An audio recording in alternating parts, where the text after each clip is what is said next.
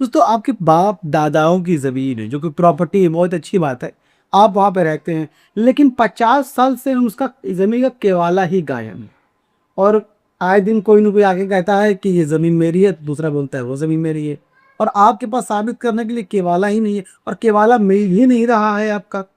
आपने हर जगह खुजवा लिया, धुलवा लिया, मिल भी नहीं रहा है। तो उस दौरान आप क्या कर सकते हैं? कैसे आप उसको साबित कर सकते हैं कि ये ज़मीन मेरी है और मेरी ही है? ये बातें आप कैसे साबित कर सकते हैं? ध्यान दीजिएगा, आज का हमारा टॉपिक क्या है। बाप दादा की ज़मीन है पर 50 साल से केवाला गायब है। 1905 के इंडेक्स रजिस्टर से नकल निकालने का नियम। उस तो मेरे मुंह से हम सब बार बार इंडेक्सन निकल जाता है, तो माफ़ कीजिएगा, इंडेक्स है। ठीक है। यानी कि आज हम लोग तरीका बताएंगे कि 1905 के इंडेक्स रजिस्टर से आप कैसे केवाला निकाल सकते हैं, जो कि साबित करे कि वो प्रॉपर्टी आपके। जो लोग जो है दो दिल के, आए दिन निठल्ले, दो कौड़ी के इंसान जो होते हैं, और यहाँ तक कि जो दलाल होते हैं, भूमाफिया होते हैं, वो जो साबित करते हैं कि ज़मीन मेरी तुम्हारी नहीं है, क्योंकि आपके पास तो प्रॉपर्टी के पेपर ही नहीं है। तो इन चीज़ों का आज खुलासा होगा, और सारे वो नियम, सारे वो तरीके बताएंगे जिससे आप अपना केवाला बनवा सकते हैं। ठीक है, तो फिक्र करने की कोई ज़रूरत नहीं है। वीडियो का एंड तक जरूर देखिएगा और पूरा ध्यान से देखिएगा, तभी आपको ये बातें समझ अच्छे से आएंगी। और हाँ दोस्तों, वीडियो को लाइक और चैनल को सब्सक्राइब करना मत भूलेगा, क्योंकि ऐसा इन्फॉर्मेशन आपको हमारे अलावा तो कोई नहीं मिलेगा, जो कि आपके अपनी शुद्ध भाषा हिंदी से समझाने वाला हो। ध्यान दीजिएगा, पहला क्वेश्चन क्या है हमारा। इंडेक्स टू रजिस्टर की जादुई ताकत। ठीक है दोस्तों, इंडेक्स टू की जो रजिस्टर है, उसकी जादुई ताकत क्या है, जरा समझने की जरूरत है। क्योंकि वो जादू है, क्या बोलते हैं, सका लगा बुम बुम वाला, जो पेन से पहले चलती थी, सका लगा बुम बुम वाली। याद है आपको, वो एक सीरियल आता था, जो कुछ भी ड्रॉ करता था वो बन जाता था। वैसे ही काम करेगा ये रजिस्टर टू की इंडेक्स, सॉरी, इंडेक्स टू की रजिस्टर। पहला क्या देखिए क्या है। भाइयों और बहनों, अगर आपके पास केवाला का नंबर या साल भी नहीं है, यानी अगर आपके पास केवाला का नंबर भी नहीं है और कौन से साल का ये भी नहीं पता है, तो घबराने की एक परसेंट की जरूरत नहीं है।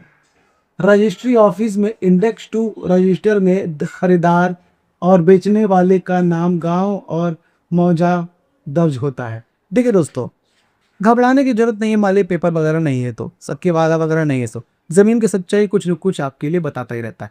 आज हम जो बता रहे हैं, ध्यान दीजिए, क्या है कि इंडेक्स टू, जो रजिस्ट्री ऑफिस के अंदर जाइए और इंडेक्स टू की रजिस्ट्री में चेक कीजिए।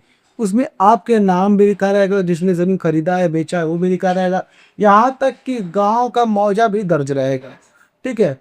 और जिला अभिलेखागार से सॉरी, जिला अभिलेखागार में जाकर केवल दादा परदादा का नाम बताओ। और जिला अभिलेखागार में जाकर के सिर्फ अपने दादा परदादाओं का नाम बता दीजिए। और बताते ही सब फिर जादू देखिएगा आप क्या है।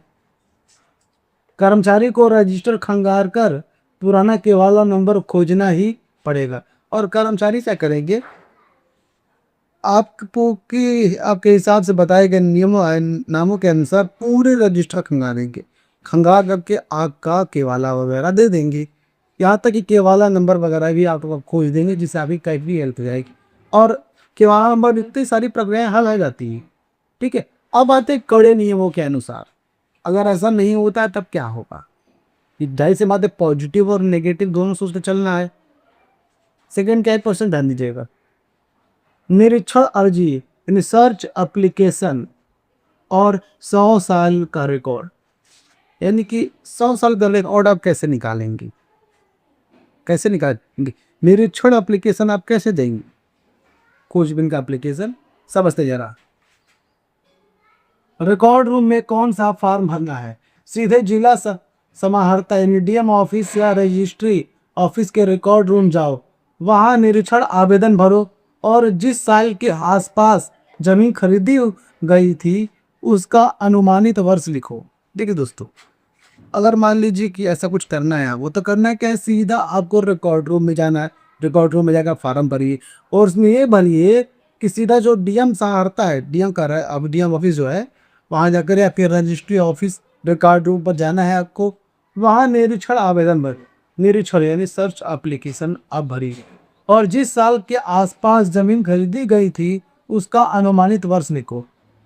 और जिस साल के मान लीजिए कि 2026 तक अगर आपकी ज़मीन खरीदी हुई थी, इसी के आगे पीछे 2-4 साल आगे पीछे का जो है आप जो डेटा उसमें लिख दीजिए, ठीक है, ताकि खोजने में ज़्यादा आसानी रहेगी। कानून 1905 के बाद रजिस्ट्री का रिकॉर्ड सरकार के पास सुरक्षित है। 24 से 48 घंटे के अंदर आपकी ज़मीन की पुरानी रजिस्ट्री, यानी देखिए कानून क्या है कि 1905 के बाद की रजिस्ट्री है, उसको सारे रिकॉर्ड गवर्नमेंट के पास जो है सुरक्षित पड़े हों। बाकी की थोड़ा सा कुछ कैंट से बात है, सरकार के पहले पेपर वगैरह में पहले दर्ज हुआ करते थे, अब तो कंप्यूटराइज और डिजिटलाइज हो रहा है, और इसीलिए हुआ वो किया भी जा रहा है ताकि रिकॉर्ड सेव रहे। और पेपर वगैरह में संभालने में कहीं चूहों की दिक्कत तो कहीं किसी और चीज़ की दिक्कत ये होती है। तो सरकार का ये कहना है कि हमारे पास 1905 के बाद की पूरी रजिस्ट्री है, पूरा उसका रिकॉर्ड जो हमारे पास सुरक्षित है, ठीक है। और 24 से 48 घंटे के अंदर आपकी ज़मीन की पुरानी रजिस्ट्री का वॉल्यूम नंबर बाहर आ जाएगा, और 24 से 48 घंटे के अंदर आपकी ज़मीन का पूरा वॉल्यूम बायोडेटा जो है वो बाहर आ जाएगा, जिससे आपके लिए बहुत ही ज़्यादा आसानी हो जाएगी। अब सोचने वाली ये बात है कि दोस्तों देखिए 1905 के पहले से क्या क्या मतलब जो 1905 के पहले का जो है उसका क्या और 1905 के बाद के भी जो है उसका क्या का मतलब ये है कि रिकॉर्ड सीधा बाहर उनसे बोल दिया जाता है कि मेरे पास रिकॉर्ड वगैरह नहीं है, पता नहीं, ये नहीं करके बता दिया जाता है। तो कुछ इन सब के परेशानी से अगर आप जूझ रहे हैं या फिर किसी भी तरह की परेशानी से जूझ रहे हैं, किसी ने कब्जा कर लिया है, कोई भूमाफिया आपकी ज़मीन को कब्जा करके बैठा है, दयाद पाटीदार ने कब्जा कर लिया, आपको कहा नहीं दे रहे हैं, बाप की ज़मीन में हिस्सा नहीं मिल रहा है, आप बेटे हैं तो आपको बाप की ज़मीन में हिस्सा नहीं मिल रहा है, तो ज़मीन से रिलेटेड कितनी भी बड़ी परेशानी हो, अंग्रेज़ों की ज़माने की तक की क्यों ना हो, घबराने की जरूरत नहीं है। हमसे पूछिए, हम उसको हल करेंगे कि सारी वो रणनीति, सारे वो आवेदन आपको हम बना करके देंगे जिससे आप अपनी प्रॉपर्टी को सेव कर पाएंगे। उसके लिए करना ये कि मेरे नीचे आपको जो स्क्रीन पे नंबर दिखाई दे रहा है उस पर मुझे आप इसके सिर्फ व्हाट्सएप कीजिए, व्हाट्सएप करके सारी परेशानियां बताइए और उसका निवारण पाइए। बदले में जो हमारी फीस है आपको देनी हो, जो कि बहुत ही छोटी सी, बहुत ही मामूली सी फीस है, 299 रुपये। हाँ, लेकिन गारंटी के साथ आपका निवारण किया जाए। तो दोस्तों आगे बढ़ते हैं फिर। प्रमाणित प्रति यानी सर्टिफाइड की कानूनी ताकत। अब देखिए दोस्तों, जो प्रमाणित प्रति कॉपी जो मिलती है आपकी, सर्टिफाइड जो कॉपी ले लेगी केवाले के बदले में, तो वो भी केवाला ही रहता है, उसकी ताकत कितनी है कि लोगों को समझ में नहीं आती है। ये बातें सबको पता होनी जरूरी है कि उसकी ताकत कितनी ज़्यादा वैल्यू रखती है। क्या समझते जरा, क्या नकल की वैल्यू असली केवाला की जैसी होगी? कान खोलकर सुन लो। भारतीय साक्ष्य अधिनियम की धारा 65 के तहत जिला अभिलेखागार से मिली प्रतिलिपि प्रमाणित प्रति असली लाल केवाला के बराबर कानूनी मान्यता रखती है। देखिए दोस्तों, कानून ये कहता है कि भारतीय साक्ष्य अधिनियम धारा 65 के तहत ये कहा गया है कि अभिलेखागार से जो प्रमाणित जो कॉपी, सर्टिफाइड कॉपी मिलती है वो उतना ही ओरिजिनल है जितना आपके असली जो केवाला आपकी खो चुकी है लाल रंग की, वो भी उतना ही 100% ओरिजिनल है। और ये सबको एक्सेप्ट करता है और सब चीज़ों को एक्सेप्ट करता ही है, क्योंकि ये सरकार की तरफ से मान्यता प्राप्त होती है।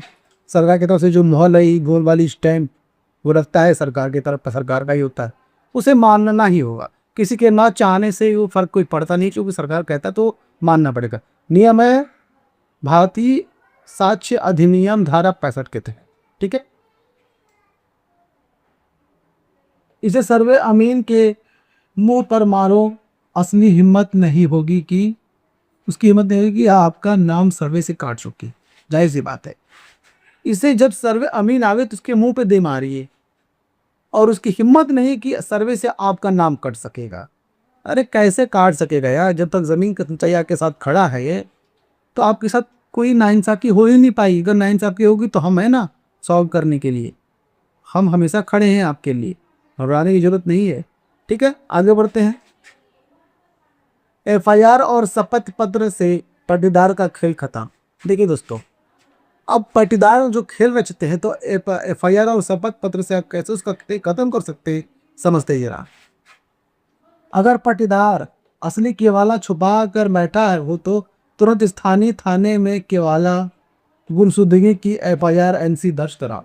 ठीक है दोस्तों, अगर आपका जो है पट्टीदार कोई जालसाजी से कोई रच रहा है और सोच रहा है कि हम केवाला छुपा करके बहुत ही बड़ा बढ़िया काम कर रहे हैं, तो घबराने की जरूरत नहीं है।